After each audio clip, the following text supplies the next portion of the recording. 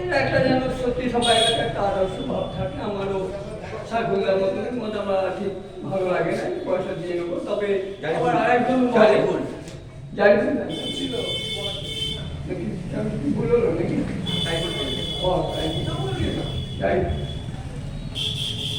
তা সেরকম একটা কারুর আদর্শ থাকেই, আমি পয়সা দিয়ে দল লেখা বার করবো, দাও তবে আমি দেবো ইত্যাদি। যাই হোক, বিভিন্ন আদর্শ থাকে, কিন্তু আমরা বিভিন্ন আদর্শের মধ্যেই একভাবে আমরা আগে ভাবতাম আমরা লেখক। লেখক মানে মুক্তমঞ্চে কবি, সাহিত্যিক লেখক, এরা মুক্তমঞ্চের লোক। এরা শত বিপরীত বা পক্ষে সব লেখালেখি হবে, কিন্তু একটা জায়গায় থাকবেই মুক্তমঞ্চ। সেই হিসাবেই আমরা বলবো যে আপনারা এইভাবেই চলুন, আপনারা এটাকে অন্যভাবে নেবেন নাকি। আর ভাষা দিবসে আজকে একটা ছোট্ট কবিতা আসবার সময় লিখছিলাম, সুব্রাতি অনুষ্ঠানে গেলাম, কিন্তু আমি সময় করে আসতে পারিনি, বাড়িতে লোক করে কিন্তু পাঠান এখানে পাঠান।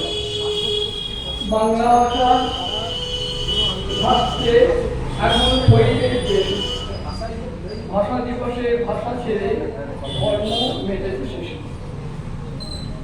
যারা প্রাণ দিয়ে ভাষার মান পৃথিবীতে এনেছে, তাদের ভুলে গিয়ে ধর্মের মুখোশে হিংসা কিনেছে।